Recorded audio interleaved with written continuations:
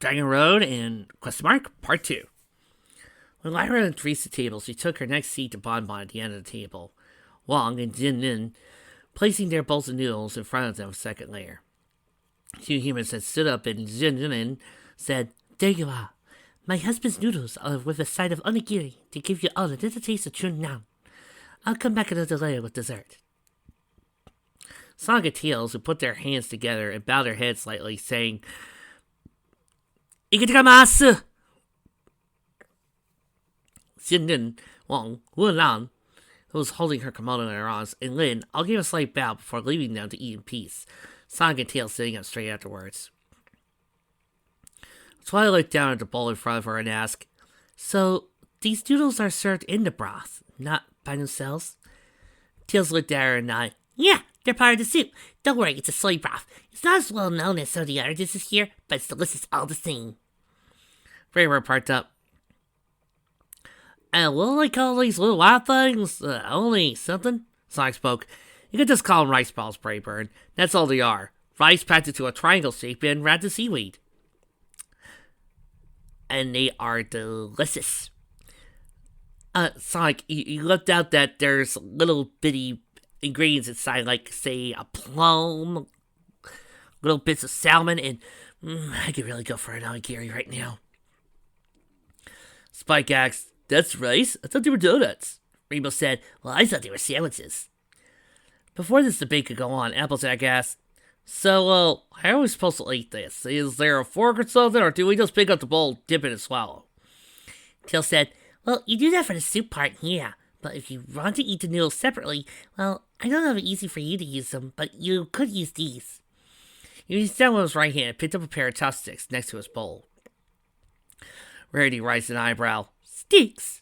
"Yes?" No, not you sticks. Sticks. The equipment. Oh.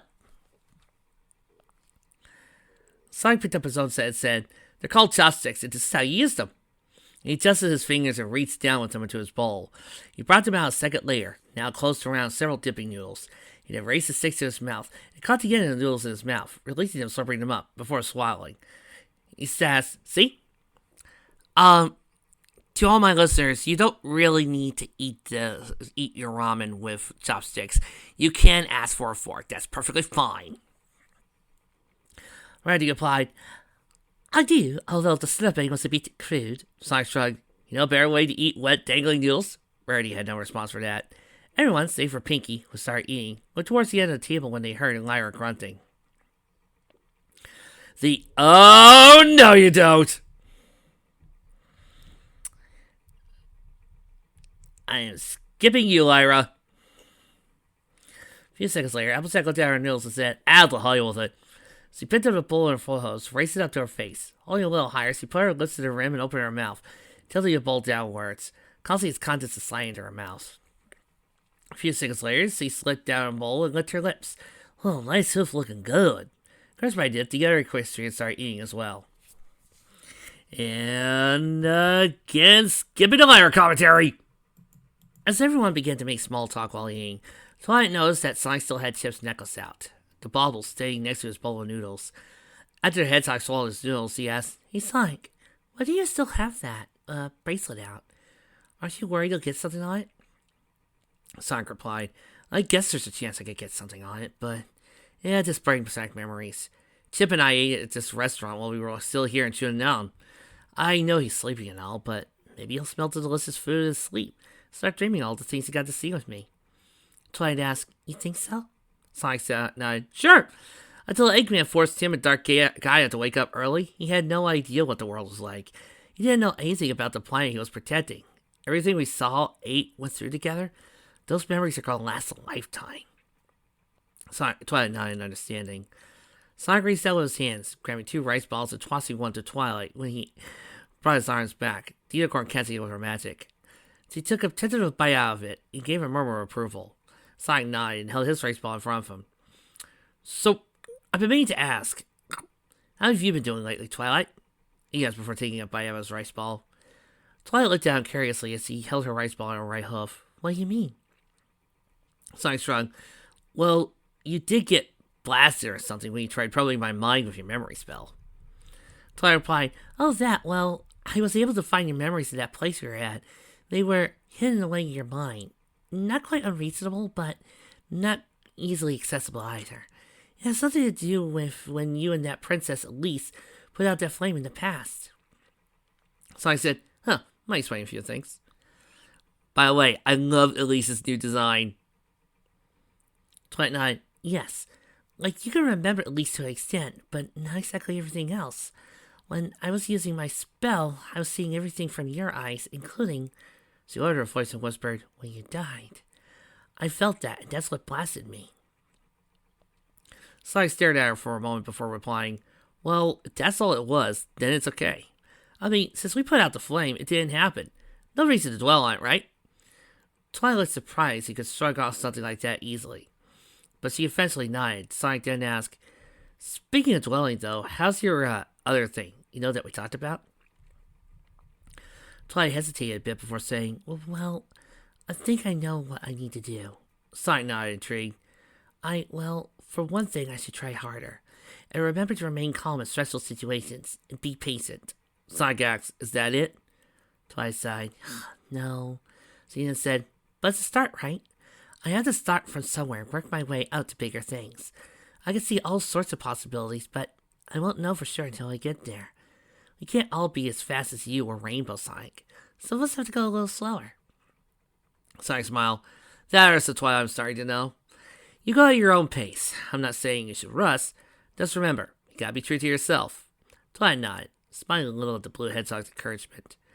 They both went back to eating, continuing to make small talk and talking with others as well. A little while later, all the bowls were empty, and the rice bowls had been eaten. Rainbow leaned back in her chair and sighed contentedly. "I can see this much. They got some interesting food here at Shunnan. It's delicious," she declared. Fireside nodded. "Oh yes, very good." While using a chopstick to fist an errant bit of seaweed in her teeth, Applejack added, "For sure." Finally, just lost the seaweed, she looked at Sonic and asked, "So where's that dessert I heard about?" Sonic replied, "It should be here soon." He then leaned back in his own chair, resting his hands against the back of his head. About 30 seconds later, Jinlin walked in with a bowl containing peach buns and a circular tray that had meat buns on it. "Did everyone enjoy their meal?" she asked. Sounds of approval came up from around the table, causing Jinlin to smile. "I'm glad to hear it. So, to top off your dining experience, here's a little dessert. I have famous meat buns for Sonic, Tails, and Spike, and peach buns for the rest of you.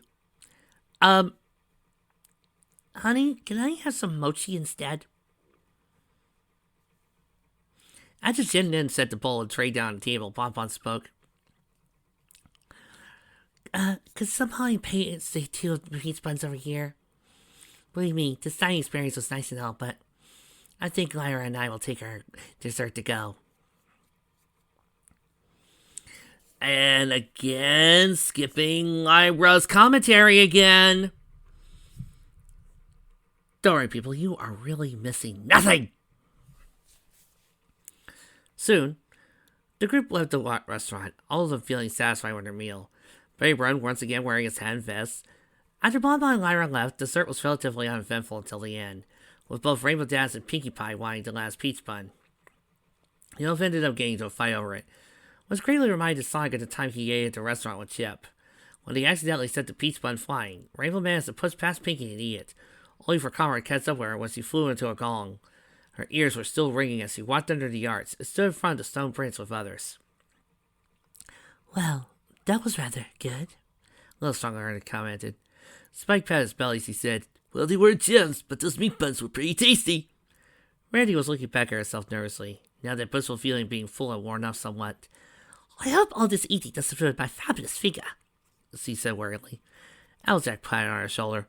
"I'll relax, Wearily. You'll get a chance to work it off." Sonic turned to Tails and said, "That was pretty fun, wouldn't you say, Tails?" Fox replied, "Yeah, it wasn't quite the same as what we were doing with everyone else earlier, but we can worry about that later." Sonic nodded, while most of the others looked a bit confused. Not sure what they were talking about. Before anybody could ask, however, they heard something in front of them and turned to look. And there, standing at the top of the roof of the building, was the last pony Spike or any of the girls expected to see looking down at them. The mysterious Mare Duell. Guys, what's going on here? Rainbow asked without taking her eyes off the masked pony. Who's that? Sonic asked. Pinky piped up. It's Mare-de-Well, but we were supposed to be Mare-de-Well. Well, not Dassy, of course. She wasn't in on it since... As Pinky kept talking, Twilight turned to Rarity and asked, Rarity, what did you do with the costumes after we were done with them? And Vasilisa answered, I cut them, of course. I could never throw something of that quality away. But they were locked up. No penny should have been able to get to them, let alone find them.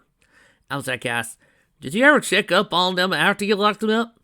Before Rarity could answer, Tails pointed out, Look, there's something under a gate. Everyone looked carefully where he was pointing and saw a pair of rarest brown wicker saddlebags on Mare-de-Well's back. Twilight guessed, Those are Sakura saddlebags. Rainbow growled, So, Mare-de-Well took them and Sakura's potions. That's it, I'm good. She spread her wings and flew straight up towards the masked pony, intending to tackle her, only to fly into a dark purple flash as Mare-de-Well suddenly teleported.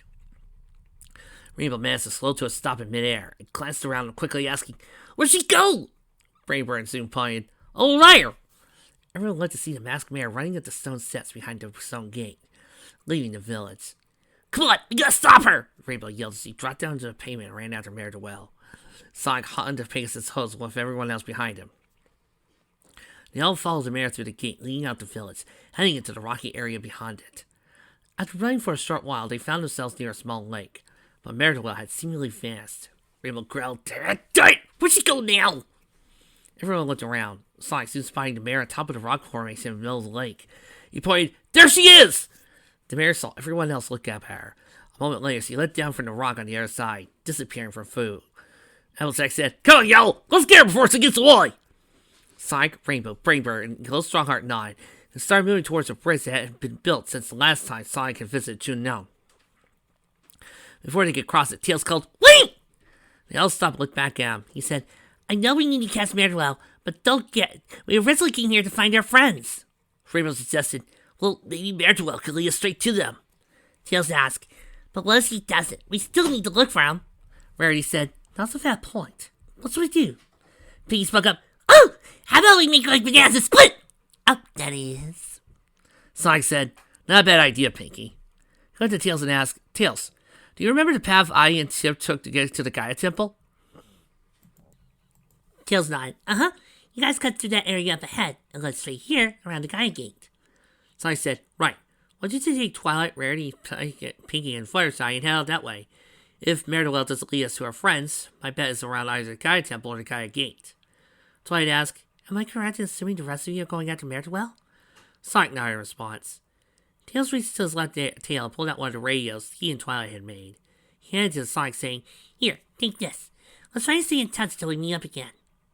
Sonic took the radio and said, You got it, bud. He then turned, and along with Rainbow Dash, Applejack, Braver, and Little Strongheart, ran across the bridge, heading into the race that they'd seen Mare-de-Well going. Tails turned to the others and asked, Are you all ready? Rarity said, Nodding. I think we were all ready when we saw Mare-de-Well take off. Tails replied, Oh, yeah, well, let's go then. The others nodded and they followed him as he ran towards the nearby building that opened up the path leading to the Gaia Temple. They hurried down the stone path on the other side of the doors of the building, unaware of a shadow that was following them.